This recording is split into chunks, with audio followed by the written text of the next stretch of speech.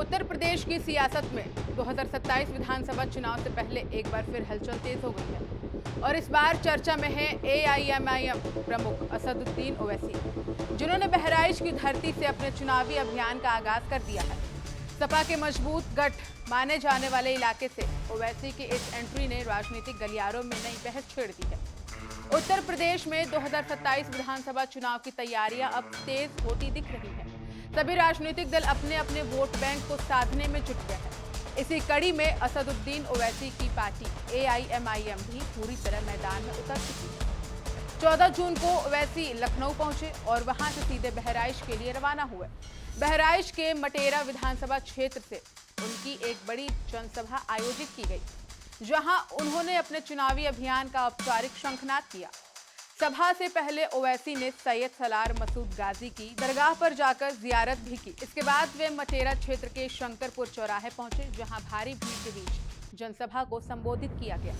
मटेरा विधानसभा seat को Samajwadi party का मजबूत गढ़ माना जाता है। यहां से सपा की विधायक मारिया शाह प्रतिनिधित्व करती हैं।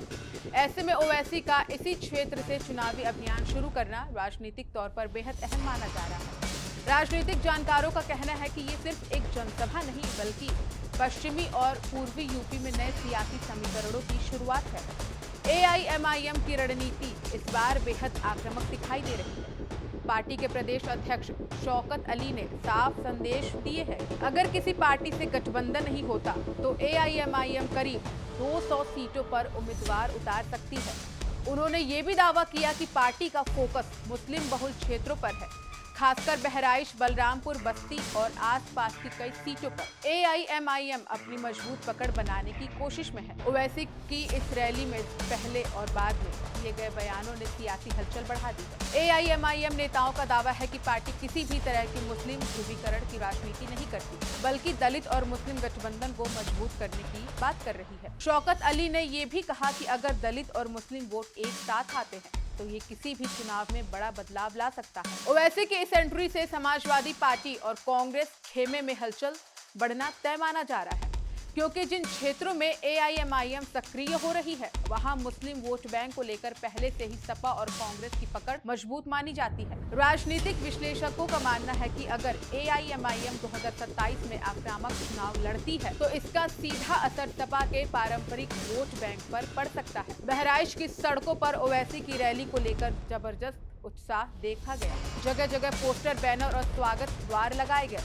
सुरक्षा के कई कड़े इंतजाम किए गए और बड़ी संख्या में पुलिस बल तैनात किया गया। जनसभा स्थल पर कार्यकर्ताओं की भारी भीड़ उमड़ी और ओवैसी के समर्थन में नारेबाजी होती रही। यूपी की राजनीति में मुस्लिम वोट बैंक हमेशा से निर्णायक भूमिका निभाता रहा है। ऐसे में एआईएमआईएम की सक्रियता इसे और दिलचस्प बना रही है।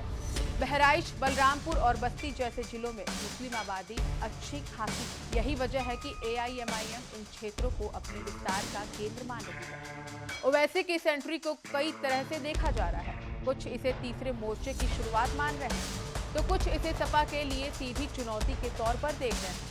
अगर एआईएमआईएम 200 सीटों पर उम्मीदवार उतारती है तो इसका असर कई सीटों के चुनावी गणित पर पड़ सकता है। ओवैसी की बढ़ती सक्रियता से विपक्षी दल भी अपनी रणनीति पर दोबारा विचार कर सकते हैं। खासकर मुस्लिम बाहुल इलाकों में वोटों के बंटवारे की संभावना राजनीतिक दलों के लिए चिंता का विषय बन सकती है। राजनीतिक विश्लेषकों का कहना है कि एआईएमआईएम भले ही बड़े पैमाने पर सीटें न जीत पाए, लेकिन वो कई सीटों पर वोट काटकर नतीजों को प्रभावित जरूर कर सकती है।